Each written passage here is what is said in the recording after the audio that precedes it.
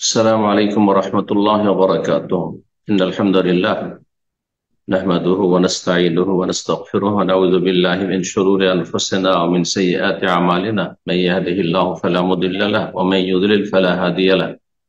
وأشهد أن لا إله إلا الله وحده لا شريك له وأشهد أن محمدا عبده ورسوله صلى الله تعالى عليه وعلى آله وصحبه وسلم تسليما كثيرا. أما بعد। সম্মানিত শ্রোতা দর্শক মন্ডলী, আল্লাহ রাব্বুল আলামিনের প্রশংসা এবং প্রিয় রাসূল সাল্লাল্লাহু আলাইহি ওয়াসাল্লামের উপর সালাত ও সালামের পর আজ রবিবার 29শে শাওয়াল 1446 হিজরি মোতাবেক 27 এপ্রিল 2025 আমাদের ধারাবাহিক আলোচনা ফিকহুল হজ ওয়াল উমরা ওয়া জিয়ারা। আমরা হজ, উমরা এবং জিয়ারা সংক্রান্ত মাসাইল ধারাবাহিক, সামনে যে কয়েক সপ্তাহ রয়েছে এই অল্প সময়ের ভিতরে সংক্ষেপে বর্ণনা করার চেষ্টা করব গুরুত্বপূর্ণ দিকগুলি। না হলে একটু বিস্তারিত যদি আলোচনা করা যায় তো কয়েক মাসের প্রয়োজন হচ্ছে। তো আল্লাহ রাব্বুল আলামিন এর কাছে দোয়া করে আল্লাহ আমাদেরকে যেন উপকারী জ্ঞান দান করেন এবং সে অনুযায়ী আমলের তৌফিক দান করেন। আর বিশেষ করে দোয়া করি যে সব ভাই বোনেরা হজের জন্য নিয়ত করেছেন এই বছরে এবং তার জন্য যেসব কার্যক্রম রয়েছে সেগুলি সম্পাদন করেছেন, আশার সম্ভাবনা আছে, আশা আছে, আল্লাহ যেন এই নেক আশা পূরণ করেন।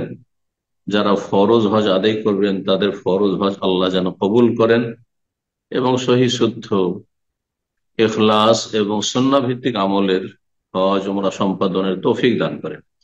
শিরক বিদআত থেকে মুক্ত থাকার তৌফিক দান করেন।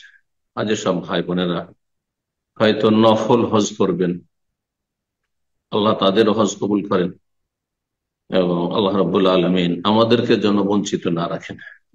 যারা হজ করতে পারবেন না বা হজে যাবেন না, হজ করে ফেলেছেন, তাদের জন্য অনেক বিকল্প রাস্তা রয়েছে নেকি হাসিলের। সেসব রাস্তাগুলি সম্পর্কে আমাদেরকে জানতে হবে। শুধু আজকে ইঙ্গিত করে দিচ্ছি, যারা হজে যাবেন না তারাও হজ উমরার মতো বা তার চাইতে কম বেশি নেকি হাসিল করতে পারেন নিজের ইখলাস এবং মেহনত অনুযায়ী। আল্লাহ যেন তৌফিক দান করেন। তো আজকের বিষয়বস্তু হচ্ছে হজের অর্থ, হুকুম এবং ফজিলত। হজের অর্থ বলতে শাব্দিক অর্থ এবং শরঈ অর্থ অর্থাৎ পারিভাষিক অর্থ। হজের আবিধানিক অর্থ কি এবং হজের ইসলামের পরিভাষায় হজ কাকে বলা হয়। হজের শাব্দিক অর্থ হচ্ছে আল কাসদ, উদ্দেশ্য করা। হাজ্জা ইয়াহুজ্জু মানে কাসাদা ইয়াকসুদু, কোনো কিছুর উদ্দেশ্য করা। তো পারিভাষিক অর্থে বা শরঈ অর্থে যেহেতু আল্লাহর ঘরের উদ্দেশ্যে একজন মানুষ, একজন মুসলিম হজের উদ্দেশ্যে আসে, উদ্দেশ্য করে, সেই জন্যই এই হজকে হজ নামকরণ করা হয়েছে শরীয়তের পরিভাষায়। এটি ইসলামের পরিভাষা। হজের পারিভাষিক অর্থ বিভিন্ন ভাবে ফুকাহায়ে কেরামগণ বোঝানোর জন্য যেমন যে বুঝেছেন সেইভাবে তারা সংজ্ঞা পেশ করেছেন বা পারিভাষিক অর্থ বর্ণনা করেছেন। আল্লামা শেখ ইবনে উসাইমিন রাহিমাহুল্লাহ যতগুলি ইসলামী পরিভাষা, যেহেতু ইসলামের কাজ সেগুলি দ্বীনের কাজ, নেকির কাজ এবং আল্লাহর ইবাদত বন্দেগীর কাজ, আল্লাহর গোলামি প্রকাশ করা, সেই জন্য এসব পরিভাষাগুলির সংজ্ঞার শুরুতে তিনি আত-তাআব্বুদু লিল্লাহি আযজা ওয়া জাল দিয়ে শুরু করেছেন। আল্লাহ রাব্বুল আলামিনের গোলামি করা, উবুদিয়ত এর বাস্তবায়ন করা। কিসের মাধ্যমে? বিআদাইল মানাসিক, হজ উমরার কার্যাবলী সম্পাদনের মাধ্যমে। মানাসিক আমালুল হজ ওয়াল উমরা, হজ উমরার কাজগুলিকে বলা হয়। হজ উমরার কাজগুলিকে আদায় করার মাধ্যমে। তাহলে শুরু থেকে শেষ পর্যন্ত যেভাবে রাসূলুল্লাহ সাল্লাল্লাহু আলাইহি ওয়াসাল্লাম হজ শিখিয়েছেন, হজ করেছেন, আর বলেছেন খুযু আন্নী মানাসিকাকুম, আমার থেকে তোমরা হজের বিধি বিধান শিখে নাও, সেভাবে আদায় করা। আদায় করার ক্ষেত্রে আমল কবুলের, যে কোনো আমল হোক না কেন, আমল কবুলের দুটো মৌলিক শর্ত রয়েছে। এক, আল্লাহর জন্য হওয়া, যাতে তাতে শিরক আর দুনিয়ার স্বার্থ দুনিয়াদারি না থাকে। আর দ্বিতীয় শর্ত হচ্ছে রাসূলুল্লাহ সাল্লাল্লাহু আলাইহি ওয়াসাল্লাম সুন্নাহ সম্মত হয়। এই জন্য বলছেন আলামা যা ফি সুন্নতি রাসূলিল্লাহ সাল্লাল্লাহু আলাইহি ওয়াসাল্লাম, রাসূলুল্লাহ সাল্লাল্লাহু আলাইহি ওয়াসাল্লামের সুন্নাহ আদর্শে যেভাবে এসেছে, হজের বর্ণনা উমরার বর্ণনা, সেইভাবে সেই বিধি বিধানগুলি আদায় করা।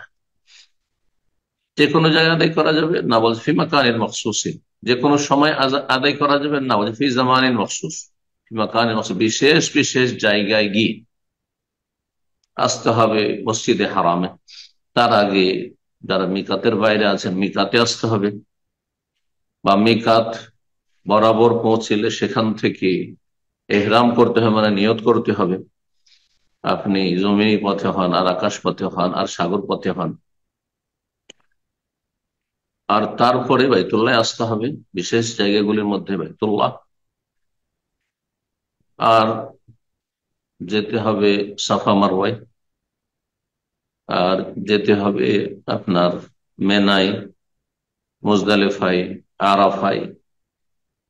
এসবগুলির নাম হচ্ছে হজ। জি। আর ওমরা যদি হয় তখন সেটা সংক্ষিপ্ত হয়ে যাবে।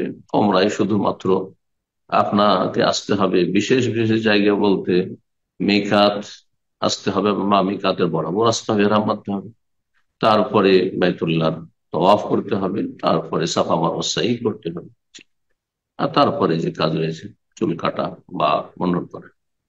ফি জামানিন মখসুস, ওমরার মতন ওমরা যে কোনো সময় করা যেতে বছরে।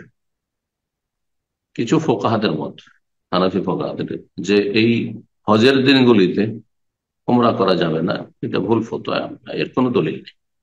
ওমরা যে কোনো সময় করা যেতে পারে, তবে হজে যদি সুযোগ থাকে আর হজ ফরজ থেকে পৌঁছে গেছে, তাহলে তখন ওমরা করবে না, তখন হজে চলে যাবে, আরাফা দিন থেকে শুরু করে। বিশেষ সময়গুলিতে হজ হবে। আল্লাহ হজ্জ আশহুর মালুমাত, আল্লাহ সূরা বাকারা বলেছেন হজের বিশেষ বিশেষ সবার জানা, মানে একজন মানুষ যে কোরআন চর্চা করবে তার জানা সুবিদিত মাস রয়েছে। সওয়াল থেকে শুরু হয়, সওয়াল, জিলকাদা, জিলহজ মাসের 10 তারিখ পর্যন্ত। 10 তারিখের পরে 10 তারিখ শেষ হয়ে গেলে 10 তারিখের দিন, অর্থাৎ 9 তারিখের দিন গিয়ে তারপর রাত যে আসলো 10 তারিখের রাত ফজর হয়ে গেলে আর হজ শুরু করা যাবে না। এই জন্য 2 মাস 10 দিন হজের আশহুরুল হজ, হজের সময়কাল বলছে। এই সময়গুলিতে হজ দিতে হবে, তার আগে হবে না, পরে। কিন্তু কিছু কাজ আছে যেগুলি এরপরে হচ্ছে এই আমি তাশরিক পর্যন্ত, বা যদি কেউ মাজুর করতে না পারে বিভিন্ন কারণে, তাহলে সেই কাজগুলি পরে করতে পারবে। জি। তওয়াফে বেদা, তারপরে তওয়াফে ইফাদা, সাফা মারওয়া সাই, এগুলির ক্ষেত্রে। হজ সম্পর্কে আল্লাহ রাব্বুল আলামিন বাইতুল্লাহ, যার উদ্দেশ্যে হজে আসছেন একজন মুসলিম, সেই ঘর সবচাইতে প্রাচীনতম ঘর, বড়ই সম্মানিত ঘর। সেই ঘরের সাথে যারা শত্রুতা করেছে তারা ধ্বংস হয়েছে, সেই ঘরের যারা অবমাননা করেছে তারা ধ্বংস হয়েছে, যারা অসৎ নিয়ত রেখেছে তাদের সর্বনাশ হয়েছে। এবং সেই ঘর হচ্ছে নিরাপদ ঘর, নিরাপদ স্থান, মুবারক, এবং বিশ্বজাহানের জন্য হেদায়েতের প্রাণ কেন্দ্র। আল্লাহ বলছে ইন্না আউওয়ালা বাইতি উযিয়া লিন-নাস, নিশ্চয়ই সর্বপ্রথম যেই ঘর স্থাপিত হয়েছে মানব জাতির উদ্দেশ্যে, তাহলে মানব জাতির কল্যাণের জন্য আল্লাহ কাবা ঘর নির্মাণ করেছেন ইব্রাহিম আলাইহিস সালামকে দিয়ে। লাল্লাযী বিবাক্কা, যা বাক্কায় রয়েছে, বাক্কা মক্কার অপর নাম, মক্কাতুল মুকাররমে অবস্থিত, মুবারাকান, যা বরকতপূর্ণ। তো মক্কাতুল মুকাররমা মুবারক জায়গার দিক থেকে, মদিনা মুনাওয়ারা মুবারক, এবং ফিলিস্তিন বাইতুল মুকদ্দাস মুবারক। ওয়াহুদাল লিন-নাস, বিশ্বজাহানের জন্য হেদায়েতের প্রাণ কেন্দ্র। ফিহে আয়াতুম বাইয়িনাত, এখানে সুস্পষ্ট বেশ কিছু নিদর্শনাবলী রয়েছে, আল্লাহকে চেনার মাধ্যম রয়েছে। মাকাম ইব্রাহিম, আর তার মধ্যে একটি হচ্ছে মাকাম ইব্রাহিম রয়েছে। ওমান দাখালাহু কানা আমিন, আর যারা এখানে এসে প্রবেশ করবে যদি অপরাধ করে তারপর সেখানে নিরাপদ। যদি এর বিস্তারিত বিধিবিধানের ব্যাখ্যার প্রয়োজন রয়েছে। এখানে এসে মানুষ নিরাপদ, দুনিয়ার মধ্যে সবচেয়ে নিরাপদ স্থান হচ্ছে হারমাইন শরীফেন এবং এই দেশ হারাসাহুল্লাহ, এবং আল্লাহ রাব্বুল প্রতিটি মুসলিমের বাড়ি ঘর, দেশ, স্থান, জমি জায়গা, সম্পদ, আওকাফ, সমস্ত কিছু আল্লাহ যেন হেফাজত করেন এবং সমস্ত অনিষ্টকে আল্লাহ রাব্বুল আলামিন যেন দূরে সরিয়ে দেন এবং তাদেরকে নির্মূল করে, নিশ্চিহ্ন করে। ওমান দাখালাহু কানা আমিনা ওয়ালিল্লাহি আলান নাস, এবং আল্লাহর জন্য এই হজ খুলুসিয়াতের সাথে প্রথম শর্ত ক্লাস, ওই সমস্ত মানুষের হজ ফরজ, হিজ্জুল বাইত, বাইতুল্লাহর হজ করা, মানে ইসতাতা ইলাইহি সাবিলা, যার কাছে শক্তি সামর্থ্য রয়েছে আর্থিক, যে সে বাইতুল্লাহর ঘর পর্যন্ত রাস্তা অতিক্রম করে আসতে পারবে। ওমান কাফারা, আর কেউ যদি হজকে অস্বীকার করেন, যে হজ আমি মানি না, হজ ফরজ এটা মানি না, হজকে আমি মেনে নিতে পারছি না, এই কষ্ট আমি মেনে নিতে পারছি না, এত টাকা খরচা মেনে নিতে পারছি না, তাহলে সে কাফের। ওমান কাফার, আল্লাহ কাফারা বলেছেন। ফাইনাল্লাহ গানিয়ুন আনিল আলামিন, জানতে হবে যে আল্লাহ বিশ্ব জাহান থেকে অমুখাপেক্ষী, আল্লাহ কারো ধারে। হজের বহু হেকমত, তত্ত্ব, রহস্য রয়েছে, সময় স্বল্পতার জন্য সেই দিকগুলিতে আমরা যাচ্ছি না। এখন বর্ণনা করব হুকমুল হজ, হজের হুকুম, বিধিবিধান। হুকুম বলতে পাঁচটির একটি হবে, হয় ফরজ ওয়াজিব, ফরজ ওয়াজিব একই জিনিস, আর না হলে তার বিপরীত হারাম। ফরজ পড়া আবশ্যক আর হারাম থেকে বেঁচে থাকা আবশ্যক, দুটোই হয়ে গেল। আরেকটি হচ্ছে মুস্তাহাব, যার মধ্যে সুন্নাত মুআক্কাদা, গায়র মুআক্কাদা, নফল সব শামিল, যে কাজগুলি করা ভালো কিন্তু না করলে কোনো গুনাহ তেমন নেই, মুস্তাহাব। আর তার বিপরীত হচ্ছে মাকরুহ, অপছন্দনীয়, মাকরুহ তানজি, যেগুলো অপছন্দনীয়। তো এই ছিল চারটি, আর মাঝখানে একটি রয়েছে ওয়াজিব, ফরজ এবং হারামের মাঝামাঝি, মিডিলে, সেটা হচ্ছে মুবাহ, জায়েজ, তা করা না করা সমান। এ হচ্ছে পাঁচটি হুকুম, পাঁচটি হুকুমের একটি ফিট হবে হজের উপর। তো হজ কি? হজ হচ্ছে ফরজ, এবং শুধু ফরজ বলা যথেষ্ট নয়, ইসলামের অন্যতম রকুন। ইসলামের যে পাঁচটি রকুন স্তম্ভ রয়েছে তার অন্যতম। বলছেন লেখক, আল হজ্জ রুকুন মিন আরকানিল ইসলাম, হজ হচ্ছে ইসলামের অন্যতম গুরুত্বপূর্ণ রকুন। ফরিদা ফিস সানাতি তাসিমিল হিজরা, হিজরতের নবম বছরে ফরজ হয়েছে। তাহলে হজ একেবারে শেষ দিকে গিয়ে নবী সাল্লাল্লাহু আলাইহি ওয়াসাল্লামের জীবদ্দশায় ফরজ হয়েছে, কারণ তার আগে মক্কা বিজয় হয়নি। মক্কা বিজয় হলো অষ্টম হিজরিতে, তার আগ পর্যন্ত আল্লাহ কি করে হজ ফরজ করে, যেখানে মুসলিমরা আসতে পারবে নিরাপদ, যেখানে সফর করে আসা, যেখানে চলাফেরা করা, যেখানে ইবাদত সম্পাদন করা নিরাপদ নয় এবং কাফেরদের অধীনে রয়েছে। এই জন্য হজ ফরজ হয়, বিলম্ব হয়েছে, পক্ষান্তরে সিয়াম, রোজা, জাকাত এগুলো দ্বিতীয় হিজরিতেই ফরজ হয়ে গেছে। যদি হজ না, জাকাত সম্পর্কে বিস্তারিত বলেছি এর আগে, যে মক্কায় প্রাথমিক অবস্থায় ফরজ করা হয়েছিল, আর বিস্তারিত বিধিবিধান মদিনে এসছে। রোজা, সিয়াম দ্বিতীয় হিজরিতে, এই মতটি ঠিক। আর যারা বলেছেন যে ষষ্ঠ হিজরিতে হজ ফরজ হয়েছে, তাদের মতটি দুর্বল। ওহ ওয়াজিবুন আলা কুল্লি মুসলিম, এই হজ করা ফরজ। ওয়াজিব আর ফরজ তাহলে সমান? ওয়াজিব আর ফরজে কোনো পার্থক্য নেই, একমাত্র হানাফি মাযহাব, শাফিঈ, মালিকি, হাম্বলি মাযহাব এবং মুহাদ্দিসিন কিরাম তাদের ভাষায় ওয়াজিবুন আর ফরজুন মানে বাধ্যতামূলক করতে হবে, এটাই, যা করা আবশ্যক, যা ছাড়া হারাম। কার উপর ফরজ? অমুসলিমের উপর নয়। অমুসলিমের প্রথম ফরজ হচ্ছে লা ইলাহা ইল্লাল্লাহ, তাওহীদ, আল্লাহর একত্বের ঘোষণা, ইসলামে প্রবেশ করা সবচেয়ে বড় ফরজ, যে তাওহীদ। প্রত্যেক মুসলিমের ফরজ, সে যেন মুসলিম হয়, এক। দুই নম্বর, স্বাধীন মুসলিম হয়, যেন পরাধীন মানে কৃতদাস না হয়। তিন নম্বর হচ্ছে বালিগ, সাবালক হয়, তাহলে হজ ফরজ। সাবালক হওয়ার আগে হজ ফরজ নেই, যদিও আর্থিক সচ্ছলতা থাকে অথবা বাবা মা করিয়ে দিতে, হজ ফরজ নেই। যদি করে নেই আবার, তাহলে হজ শুদ্ধ হয়ে যাবে। মশলা জানতে হবে, হজ শুদ্ধ হওয়ার জন্য এই শর্ত করি নয়, হজের ফরজ আদায় হওয়ার জন্য মুসলিম হইতে হবে আর স্বাধীন হইতে হবে। কোন গোলামও যদি ওই রকম কারো খরচে করে ফেলে, মনিব করিয়ে দিল, কিন্তু সেই গোলামী অবস্থায় হজ করলে ফরজ আদায় হবে না। এরকমই নাবালক ছেলে মেয়েরা যদি হজ করে, বাবা মায়ের সাথে অথবা কেউ করিয়ে দিয়েছে, তাহলে তাতে হজের ফরজিয়াত আদায় হবে না। সাবালক হওয়ার পরে নিজের পয়সা দিয়ে করুক অথবা অপরের কারো খরচে করুক, ফরজ আদায় আদায় হয়ে যাবে, জীবনের একটি ফরজ। তাহলে সাবালক হওয়া তৃতীয় শর্ত। চতুর্থ শর্ত হচ্ছে আকেলুন, বিবেক সম্পন্ন হবে, পাগল যেন না। পাগলকে সাথে নিয়ে জবরদস্তি হজের কাজগুলি যদি করান তো হজ হবে না। কাদেরুন, যেন সে সক্ষম হয় হজ করতে, আর্থিকভাবে সক্ষম হয়, তাহলে হজ ফরজ হবে। আর্থিকভাবে সক্ষম নয়, তাহলে হজ ফরজ নয়। তবে সাবালক হলে হজ কারো খরচে যদি করে নেই, হ্যাঁ, দরিদ্র মানুষ যে হজের আর্থিক সামর্থ্য রাখে না, তো হজের ফরজ আদায় হয়ে যাবে।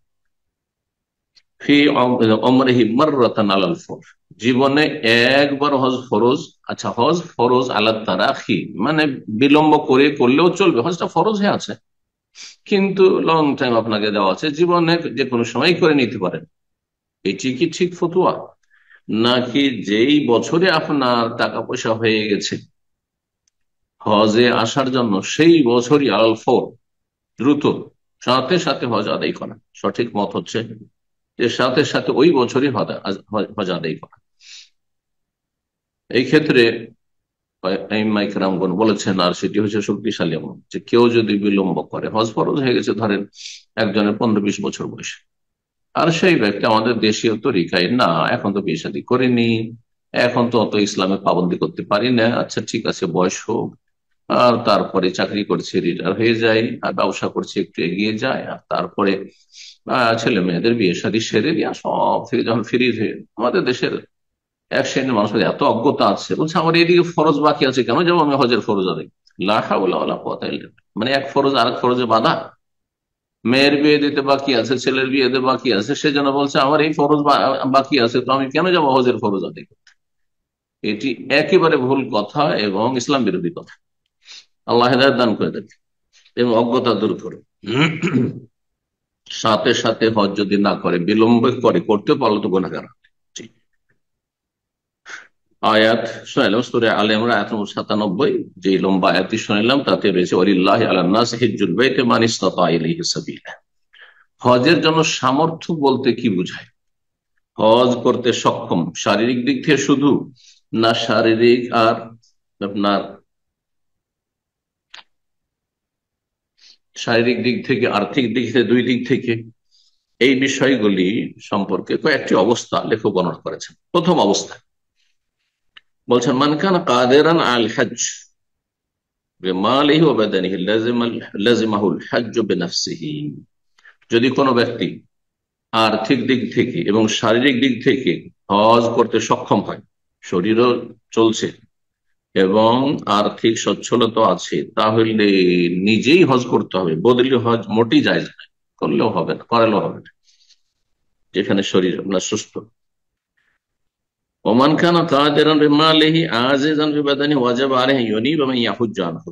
আর যদি কোনো ব্যক্তি আর্থিক দিক থেকে সক্ষম হয়, হজে পয়সা আছে কিন্তু শারীরিক দিক থেকে প্রতিবন্ধী অথবা অসুস্থ, খুব অসুস্থ, যাতে হজের কাজগুলি করা খুব কঠিন, তার জন্য কষ্টকর, তাহলে তার জন্য ফরজ, এটি কোনো সুন্নত নফল নয়, বদলি হজ।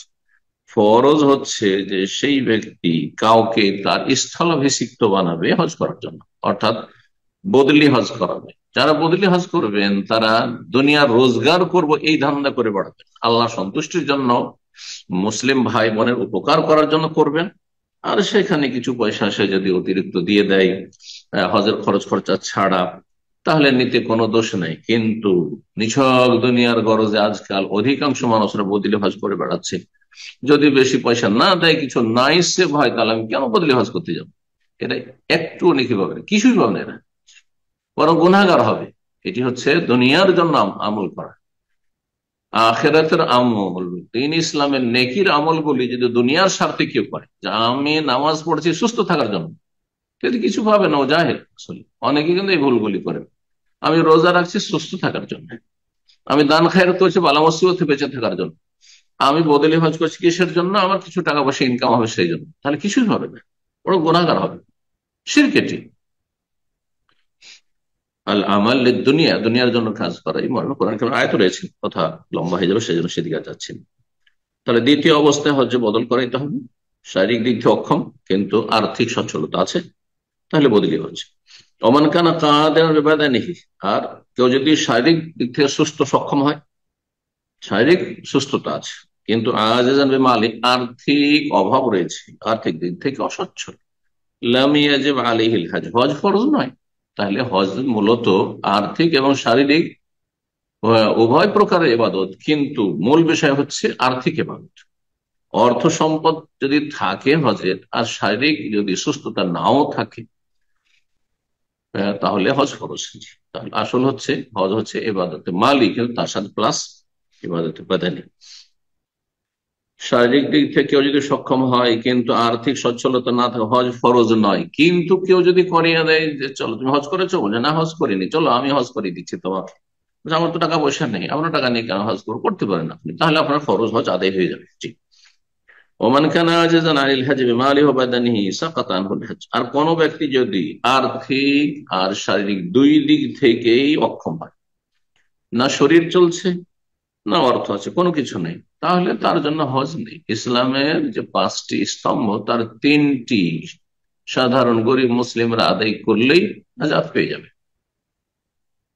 কালেমা তাইয়্যিবা, শাহাদাত, দুটো বাক্যের, এবং শাহাদাতের যে শর্ত রয়েছে সেগুলি পুরা করা, লা ইলাহা ইল্লাল্লাহ মুহাম্মাদুর রাসূলুল্লাহ, আর 5 ওয়াক্ত সালাত আদায় করা, আর রমজান মাসের সিয়াম। যাকাতও নেই আর হজও নেই অভাবী মানুষদের জন্য, যাদের জীবনে পয়সা হলো না হজ করে, জীবনে পয়সা হলো না যাকাত দেওয়ার, কোনো অসুবিধা নেই ইনশাআল্লাহ। আল্লাহ রাব্বুল অন্য দিক থেকে উত্তম বিকল্প দেবেন যদি ইখলাস, অন্তরের সততা থাকে। মাসলা আরেকটি লেখক বর্ণনা করেছেন, গুরুত্বপূর্ণ মাসলা, সেটা হচ্ছে জাকাতের পয়সা নিয়ে কি হজ করা যাবে? কেউ যদি জাকাতের পয়সা দিয়ে হজ করায়, এই বিষয়টি দুটো মত রয়েছে ফুকাহাদের।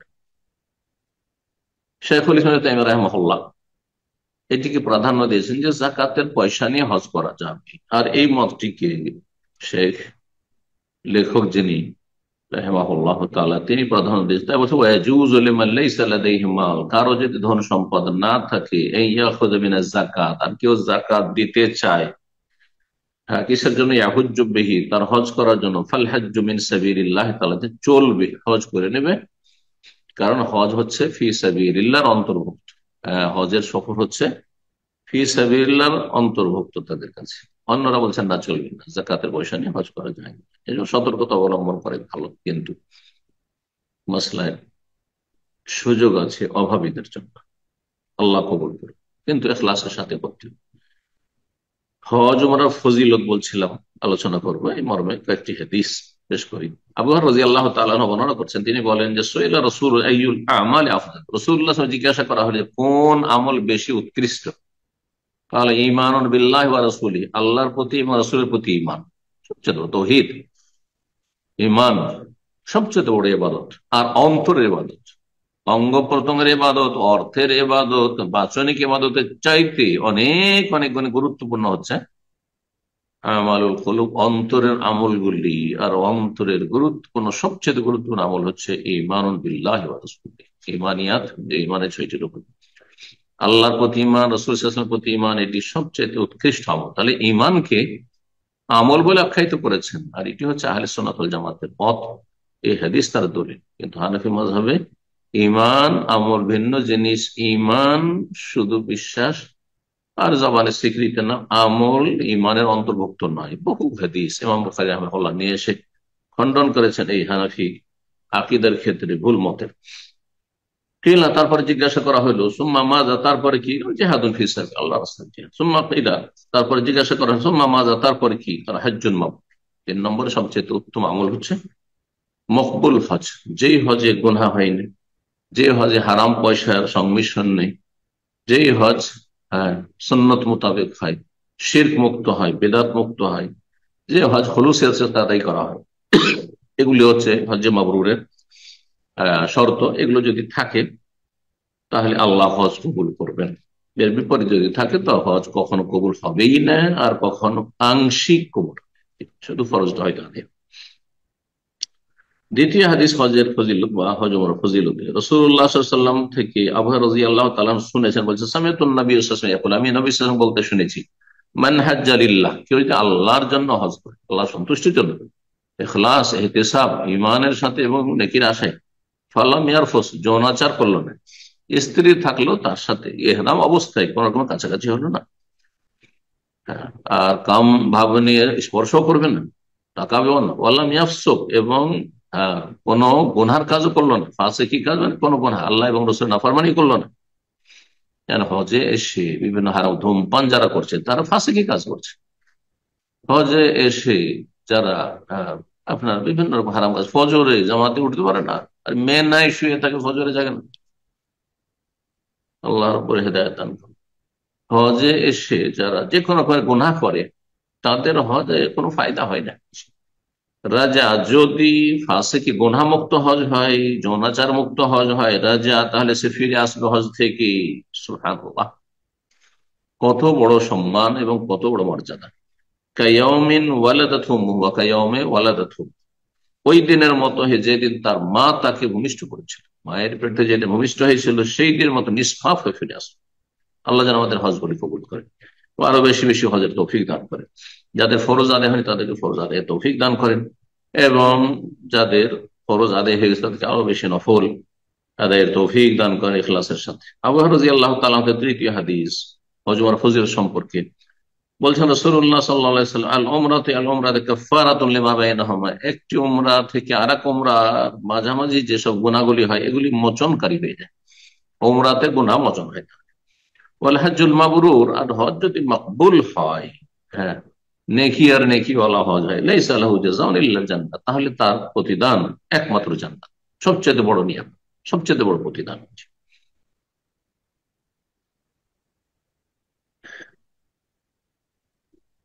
আচ্ছা, আর একটি মাসলা দিয়ে আমরা শেষ করি, সেটি হচ্ছে মহিলার হজ এবং উমরা সম্পর্কে বিনা মাহরামি করতে পারবে। লেখক বলছেন, হুকম হাজ্জিল মারআতি ওয়া উমরাতি, হুকম হাজ্জিল মারআতি ওয়া উমরাতি বিলা মাহরাম, বিনা মাহরামে একা একা মহিলাদের দলের সাথে অথবা বেগানা পুরুষের সাথে, হ্যাঁ, ভগ্নিপতির সাথে বা স্বামীর ভাইয়ের সাথে, দেবর ভাসুরের সাথে, কারো সাথে, এক কথায় যদিও সফর নিরাপদ হোক না কেন, বিনা মাহরামে হজ উমরার সফর করতে পারে, অন্য অন্য সফরের মতোই না জায়েজ, না জায়েজ। এই বিষয়ে আজকাল কিছু আলেমরা দ্বিমত করেছে, কিন্তু আগের জামানায় আইম্মা কেরামদের মধ্যে দ্বিমত পাওয়া যায় না, কারণ রাসূলুল্লাহ স্পষ্ট হাদিস রয়েছে। মানুষ সুবিধাবাদী হয়েছে, যার ফলে নিজের সুবিধা হাসিলের জন্য শিথিল পন্থা অনেকে অবলম্বন করছে। বলছেন লেখক, ইউশতারাতু লিউজুবিল হজ্জি আলাল মারআতি, মহিলার হজ ফরজ হওয়ার জন্য শর্ত, কন্ডিশন হচ্ছে ওজুদ ও মাহরামিল্লাহা, তার মাহরাম এমন পুরুষ ব্যক্তি থাকতে হবে, সাবালক, যার সাথে স্থায়ী বা বিয়ে হারাম না হয় তার স্বামী, স্বামী মিন জাওজিন, তার স্বামীর সাথে, মাইয়াহরুম আলাইহি নিকাহু আবাদান, যার সাথে স্থায়ী হয়েছে চিরকাল যেন বিয়ে হারাম। দুলাভাইয়ের সাথে চিরকাল বিয়ে হারাম নয়, জি, বিবাহিতা মহিলা বিবাহিতাকে বিয়ে করা হারাম, কিন্তু চিরকাল হারাম নয় বেগানা পুরুষের জন্য। তো এমন ব্যক্তির সাথে সফর করতে হবে হজ উমরায় বা যে কোনো সফর, যাদের সাথে স্থায়ীভাবে বিয়ে হারাম, তাকে মাহারাম বলা হয়। জি। বলছেন যেমন বাবা, বাবার সাথে করবে, ভাই, আপন ভাই, বোমাত্র ভাই, বই পিতৃ ভাই বা দুধ ভাই, তাই বলেন ছেলে, জি, ছেলে, ছেলের ছেলে, হ্যাঁ, মেয়ের ছেলে, নিচে হলে অসুবিধা নেই, এরকমই দাদা, নানা, দাদা নানার বাবা, এভাবে এমন না হবে এরকমই যারা ফাইন আবাল মোহরে মজুদ, ফাইন আবাল মাহরাম, মাহরাম যিনি, যার সাথে ইসলামী বিয়ে হারাম, ওকে একজন মহিলা বললো যে চলেন আব্বা হজ করে আসি, বা স্বামীকে বলছে চলো আমাকে নিয়ে হজ করো, আমার পয়সা আছে নিজের পয়সা দিয়ে হজ করবো, হ্যাঁ, হজ করতে সে অস্বীকার করলো, সে যেতে চায় না, তুমি যাও আমি যাবো না। তো তাহলে কি করবে? বেরিয়ে যাবে, পয়সা আছে সেজন্য। বলছে ফাইন আলিয়াল হজ, সেই মহিলার উপর হজ ফরজ না হয়। কিন্তু যখন হজ ফরজ নয়, যদি হজ করে নেয় বিনা মাহারামে, যেমন আজকাল করছে, অনেকেই করছে, ফাইন হাজ্জাত বেলা মাহরাম, অনেক উমরা আসছে, যদি বিনা মাহরামে হজ করে নেই, ফাহি আসমা, তাহলে সেই হাজি মহিলা গুনাহগার হবে।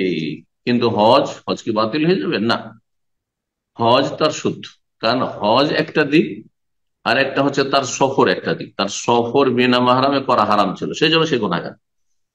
আর হজের কাজগুলি যদি শর্ত পূরণ করে করে, তাতে তৌহিদ ইখলাস পরিপন্থী কোনো কাজ করেনি, বেদাতি কোনো কাজ করেনি, তাহলে আর তারপরে হালাল পয়সা দিয়ে হজ করেছে, তাহলে তার হজ সহি।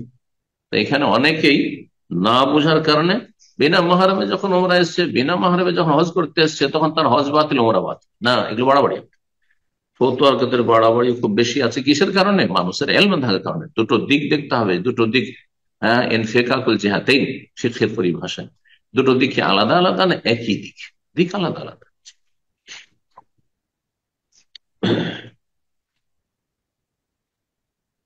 বলছেন কোন মহিলার জন্য জায়েজ নয় যে হজের জন্য সফর করবে, আও গাইরি অথবা অন্য কোনো সফর করবে, স্বামীর কাছে যাচ্ছে, মেয়ের কাছে যাচ্ছে, বা কোনো জায়গায় সফর করছে কলেজ ইউনিভার্সিটির জন্য, ইল্লা মাহারাম, তার সাথে যেন মাহারাম থাকে। শ্রাবণ কানাত শাম, বা সেই মহিলা যুবতী হোক, আওয়াজ যদি এমনকি বুড়ি হোক। হ্যাঁ, অনেকে বলেছেন বুড়ি বয়সিকা যদি হয়ে যাবে জায়েজ। না, বুড়ির জন্য বুড়ার ফিতনা রয়েছে, যুবতীর জন্য যেমন যুবকের ফিতনা রয়েছে। মহিলাদের একটি দলের সাথে যাক অথবা একা যাক না কেন, কারণ কেউ কেউ মহিলাদের গ্রুপে যদি হয় জায়েজ বলেছেন, সেজন্য তার রদ করছেন, খণ্ডন করছেন। ওয়াসাওয়াউন কানা সফর, তবে না সফর দীর্ঘায়িত হোক, লম্বা কয়েকদিনের সফর, অথবা একদিনের কিছু কয়েক ঘন্টার সফরও যদি হয়, তাসিরান ছোট হোক, ক্ষুদ্র হোক সফর, কোন অবস্থায় কোন স্তরের মহিলার জন্য বিনা মাহরামে সফর করা জায়েজ নয়, সেটা হজের হোক অথবা দুনিয়ার কোন সফর। রাসূলুল্লাহ সাল্লাল্লাহু আলাইহি ওয়াসাল্লামের হাদিস ব্যাপক অর্থ বহনকারী। লা তুসাফিরুল মারআতু ইল্লা মাযি মাহরাম, কোন মহিলা যেন সফর না করে মাহরাম ছাড়া, মাহরাম ছাড়া যেন সফর না করে। আল্লাহ রাব্বুল যেন আমাদেরকে সঠিক কথা বোঝার তৌফিক দান করেন এবং সহি শুদ্ধ আমলের তৌফিক দান করেন, গুনাহ খাতা মাফ করেন। এবং আবার দোয়া করি যেসব ভাই বোনেরা হজের উদ্দেশ্য করেছে, আল্লাহ তাদের মনের আশা সুন্দরভাবে পূরণ করেন, হাজী সাহেবদেরকে নিরাপদ নিয়ে আসেন, নিরাপদ ফিরিয়ে নিয়ে যান এবং এখানেও নিরাপদ রাখেন। আর যারা অনিষ্টকারী হজের সফরে অথবা অন্য কোনো সফরে মুসলিম ভাই বোনদের বিরুদ্ধে যারা ষড়যন্ত্র করে, বা ইসলামের বিরুদ্ধে ষড়যন্ত্র করে, আল্লাহ রাব্বুল আলামিন তাদের অনিষ্ট দিয়ে তাদেরকে ধ্বংস করেন। আল্লাহ রাব্বুল আলামিন মুসলিম উম্মাহকে দিনের দিকে ফিরে আসার তৌফিক দান করেন এবং জালেমদেরকে আল্লাহ ধ্বংস করেন, মাজলুমদের আল্লাহ হেফাজত করেন। সুবহান রাব্বিকা রাব্বিল ইজ্জাতি আম্মা ইয়াসিফুন ওয়া সালামু আলাল মুরসালিন ওয়ালহামদুলিল্লাহি রাব্বিল আলামিন।